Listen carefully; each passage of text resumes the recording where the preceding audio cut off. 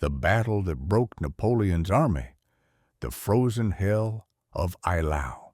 1807, what if I told you that Napoleon's greatest military disaster wasn't Waterloo or the Russian winter of 1812, but a single day of slaughter in a Polish snowstorm so horrific that Napoleon himself wept, soldiers went insane from the carnage, and both armies simply stopped fighting because continuing meant mutual extinction?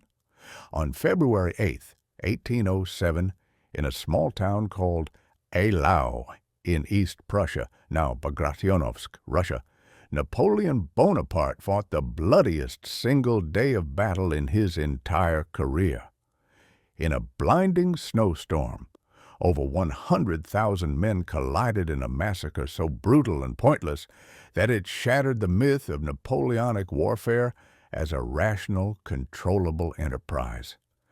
Bodies piled so high they formed defensive walls. The snow turned red for miles. Men froze to death while still standing, locked in combat. And when it was over, neither side had won. They had simply survived. This is the story of the Battle of Eylau, the nightmare that haunted Napoleon for the rest of his life and revealed the true cost of his ambition. The trap in the snow. By early 1807, Napoleon had conquered most of Europe. He had crushed the Austrians at Austerlitz, humiliated the Prussians at Jena Auerstedt, and now faced only one major opponent, Imperial Russia, allied with what remained of Prussia. The campaign in Poland and East Prussia during the winter of 1806 to 1807 was unlike anything Napoleon's Grand Army had experienced. These weren't the sunny fields of Italy or even the organized landscapes of Austria and Germany. This was a frozen wasteland, primitive roads that turned to mud and ice, villages too small to provide supplies, temperatures that plunged below zero, and an enemy that refused to be decisively defeated. Russian General Levin August von Bennigsen commanded about 67,000 Russian troops plus some Prussian remnants. He was competent but cautious, retreating before Napoleon's advances, trying to draw the French deeper into hostile territory where winter and supply problems would weaken them. Napoleon, with about 45,000 immediately available troops, others were scattered across the region, pursued aggressively. He wanted a decisive battle, one crushing victory that would force Russia to negotiate peace and allow him to return to Paris in triumph. On February 7th, 1807, Napoleon's advance guard occupied the small town of Eylau. The town had perhaps 600 buildings, mostly wooden, huddled around a church. It wasn't strategically valuable, just a marker on the map where the French happened to stop for the night. But Bennigsen saw an opportunity. Napoleon's army was spread out, with different corps separated by miles of snow-covered roads.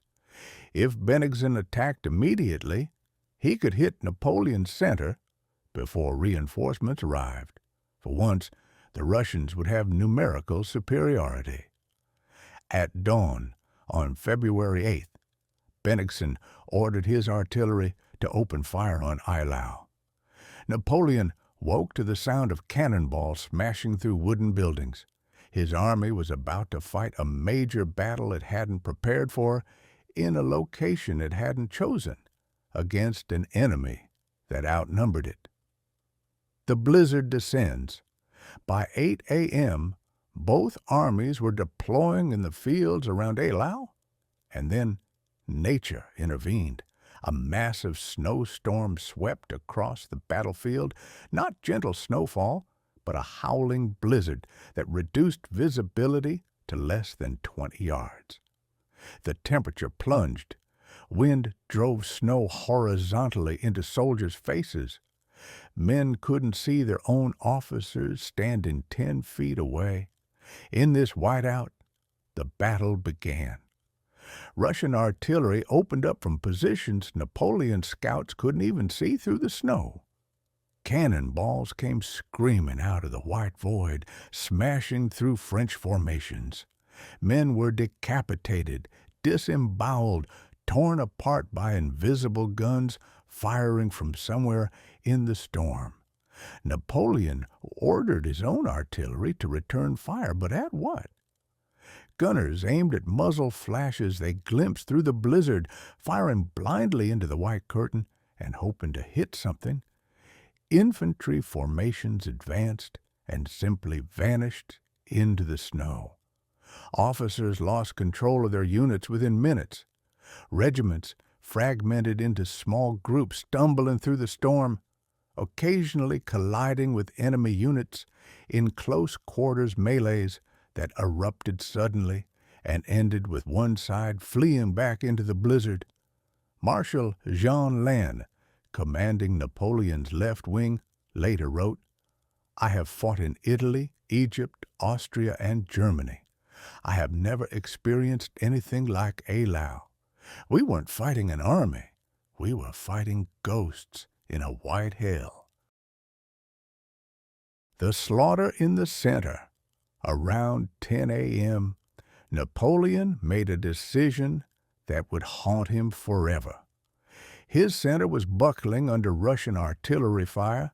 He needed to disrupt the Russian guns to buy time for his scattered reinforcements to arrive.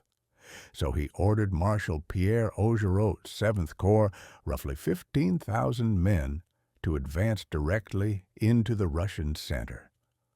Augereau, one of Napoleon's oldest and most trusted marshals, was sick with fever, but climbed onto his horse and led his corps forward into the blinding snow. What happened next was mass murder. Augereau's corps advanced in columns, as standard doctrine dictated, but in the blizzard they lost orientation almost immediately.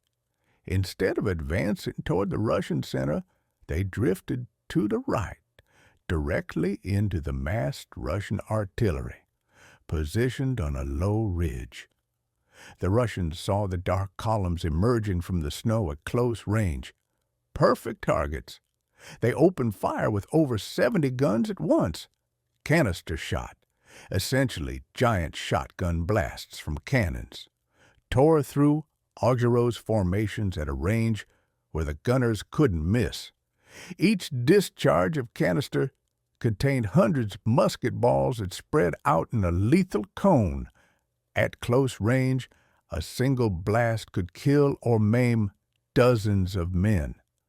The Russian artillery fired as fast as the crews could load. Every 30 seconds, wave after wave of metal death smashing into the French columns. Men were literally torn to pieces. Body parts flew through the air. The snow turned crimson. Within 15 minutes, Augereau's corps ceased to exist as a fighting force. Of 15,000 men, over 5,000 were killed or wounded in that quarter hour. The survivors fled back through the storm, many of them wounded, leaving behind a field carpeted with bodies so densely packed that Russian soldiers later said you could walk across the corpses for hundreds of yards without touching snow. Augereau himself was wounded by grapeshot and had to be carried from the field. Napoleon watched from a position near Eylau Cemetery as his center simply disintegrated, and for one of the few times in his career, he had no idea what to do. The charge that saved an empire. By 11 a.m., the situation was desperate. The Russian infantry, sensing victory, began advancing through the storm toward Napoleon's position. If they broke through, they could capture or kill Napoleon himself, ending the war and possibly the French Empire. Napoleon had one card left to play, the reserve cavalry, under Marshal Joachim Murat. Murat commanded approximately 11,000 cavalry, the largest cavalry formation in European history up to that point. These were elite troops, heavy cavalry cuirassiers and metal breastplates, dragoons and chasseurs, all superbly trained and equipped. Napoleon gave Murat simple orders: charge through the Russian center and restore the situation. What Murat did next became legendary. The largest cavalry charge in the Napoleonic Wars and one of the most spectacular in military history. At 11:30 a.m., 11,000 horsemen formed up in a massive column. Then, at Murat's signal, they charged directly into the heart of the Russian army. Imagine it, a mile-long column of cavalry, thousands of horses thundering through a blizzard, emerging suddenly from the white void right in the middle of Russian infantry formations. The Russians, who moments earlier had been advancing confidently, suddenly found themselves surrounded by French cavalry appearing from every direction out of the snow. The cavalry smashed through the Russian center, sabering gunners, trampling infantry, creating absolute chaos. Then they wheeled around and charged back through again and again, making multiple passes through the Russian lines like a deadly merry-go-round. Russian squares tried to form, the standard defense against cavalry, but in the confusion and poor visibility, formations couldn't coordinate. Individual regiments found themselves isolated, surrounded by French horsemen who cut them down from all sides. For about 30 minutes, Murat's cavalry rampaged through the Russian army's center. They captured several artillery batteries, killed hundreds of infantry, and created enough chaos to stop the Russian advance completely. But cavalry can't hold ground. They can only disrupt and destroy. As Murat's exhausted horses finally withdrew, the Russians reformed and reoccupied their positions. The charge had saved Napoleon from immediate disaster, but it hadn't won the battle. The night of horror. By 2 p.m., both armies were fought out. Reinforcements had arrived for Napoleon, Marshal Michel Ney's 6th Corps on the right, and some of Marshal Louis-Nicolas Davout's 3rd Corps on the left. The French could continue fighting, but so could the Russians. They still outnumbered the French and held strong positions. More incredibly, both sides simply stopped, not through any formal agreement, but through mutual exhaustion and horror. The artillery fire slackened, then ceased. Infantry units disengaged and fell back to their starting positions. The battle just gradually wound down as men on both sides reached the absolute limit of what they could endure. As the snowstorm finally cleared in the late afternoon, the landscape revealed was apocalyptic. The battlefield around Eylau was covered with approximately 25,000 to 30,000 dead and wounded men, plus at least 10,000 dead horses. Bodies lay in piles and rows, scattered individually across miles of blood-soaked snow. The wounded, unable to move, were already freezing to death in the sub-zero temperatures. The town of Eylau itself was a charnel house. The streets were clogged with bodies.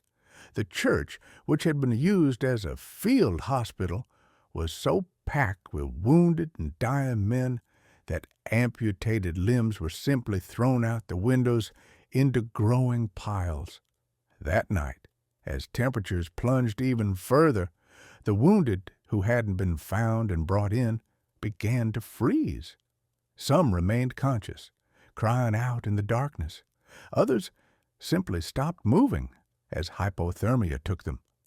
French surgeon Dominique Jean Larrey, Napoleon's chief medical officer, wrote in his memoirs, "I have attended to the wounded after every major battle of this war. Eylau exceeded all others in horror. The cold killed wounded men faster than their injuries. We could hear them crying out in the darkness, begging for help, and we could do nothing. There were too many, and we had too few surgeons. By morning, thousands had frozen to death where they lay. Soldiers from both armies wandered the battlefield in the darkness, searching for wounded friends. Sometimes French and Russian soldiers found themselves standing together over a pile of bodies, looking at each other and just walking away. No one had the energy or will to fight anymore. Napoleon's breakdown. The morning of February 9th revealed the full extent of the carnage. Napoleon rode across the battlefield and, according to multiple witnesses, was visibly shaken, possibly the only time in his military career that he showed such emotion in front of his troops. He reportedly dismounted and walked among the bodies, tears streaming down his face. At one point, he came upon a young French soldier who had frozen to death while clutching a letter. Napoleon picked up the letter. It was from the soldier's mother asking him to come home safely. Napoleon stood there reading it while his staff waited uncomfortably. Marshal later said, "The emperor looked like a man who had seen hell and could not unsee it." Napoleon's official bulletin claimed a French victory. The Russians had retreated from the field, technically true, and Napoleon still held Eylau meaningless. But everyone who had been there knew the truth. This wasn't a victory. It was mutual slaughter that happened to end with the French still standing. Casualty estimates vary, but conservative figures suggest the French lost at least 15,000 men, killed, wounded, or missing. The Russians about 15,000 to 18,000. Some historians put the total casualties as high as 50,000, roughly one-third of everyone who fought. For comparison, Waterloo, Napoleon's famous final defeat, produced about 47,000 total casualties over an entire day with much larger armies engaged. Eylau matched or exceeded that in a shorter time with fewer men. The battle's hidden consequences. Eylau is largely forgotten today because it doesn't fit neat historical narratives. It wasn't a glorious victory like Austerlitz, nor a dramatic defeat like Waterloo. It was simply horrific and pointless. But Eylau changed Napoleon and his army in profound ways. The myth of invincibility died. Before Eylau, Napoleon's troops believed they were unbeatable. After Eylau, they knew they could bleed and die in massive numbers without achieving anything meaningful. The psychological impact undermined morale for the rest of the Napoleonic Wars. Napoleon's strategic recklessness. Eylau showed that Napoleon would spend his soldiers' lives with almost casual disregard for outcomes. The willingness to sacrifice Augereau's entire corps for minimal tactical advantage appalled even his own marshals. This recklessness would grow worse in later campaigns, culminating in the disasters of Russia, 1812, and Leipzig, 1813. The Russian lesson.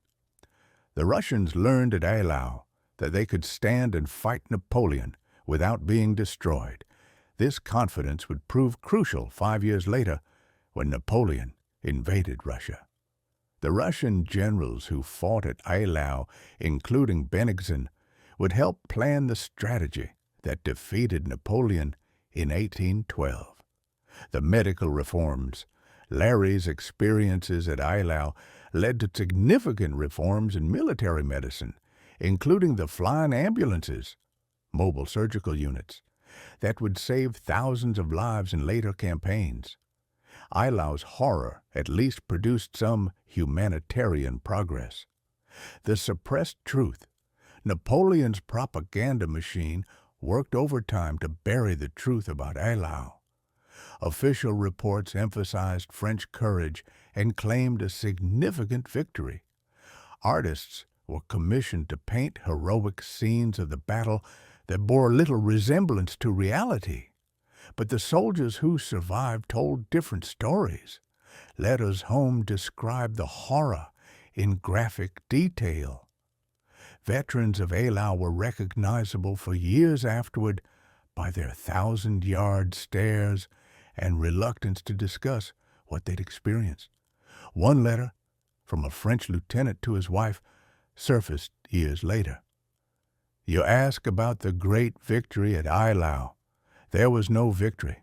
There was only death, in numbers beyond counting.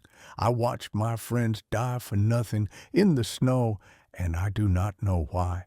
I do not think the Emperor knows why either, though he will never admit it. The Russian side also suppressed the full horror. Bennigsen claimed a victory, since he'd forced Napoleon to fight on his terms and inflicted massive casualties. But privately, he wrote to the Tsar that another such victory would destroy the Russian army. Conclusion: the battle that revealed the truth.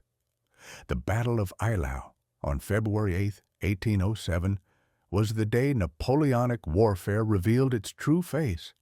All the glory, the brilliant maneuvers, the legendary victories, Eylau showed what they actually cost in human suffering. 25,000 men died or were horribly wounded in a single day, in a snowstorm, fighting over a town nobody cared about, for objectives nobody could clearly articulate. Both sides claimed victory. Both sides were traumatized. Napoleon would go on to win the campaign of 1807 at the Battle of Friedland 4 months later, finally forcing Russia to negotiate. But Friedland is also largely forgotten, while Eylau, or at least its memory among military historians, lingers as a symbol of warfare's fundamental futility. The true legacy of Eylau is what it revealed about Napoleon himself. Here was the military genius, the master of warfare, reduced to feeding thousands of men into artillery fire in a blizzard and hoping something positive would result. Here was the emperor who claimed to care about his soldiers, weeping over their frozen corpses, but learning nothing from their deaths. 5 years later, Napoleon would lead 600,000 men into Russia. Fewer than 100,000 would return. The lesson of Eylau, that there are limits to what armies can endure, that some victories aren't worth the cost, that nature and chance can make nonsense of the best plans, was ignored. Today, a memorial stands at Eylau, listing names of the fallen from both sides. Farmers still occasionally plow up bones and rusted weapons. The town is quiet, unremarkable, giving no hint that it was once the site of one of history's bloodiest days. But perhaps that's appropriate. Eylau's message isn't about glory or national pride. It's about the reality behind the myth, the blood beneath the medals, the frozen corpses that history's great captains built their reputations upon. Napoleon fought 60 major battles in his career. He's remembered for Austerlitz, his triumph, and Waterloo, his defeat. But perhaps we should remember Eylau instead.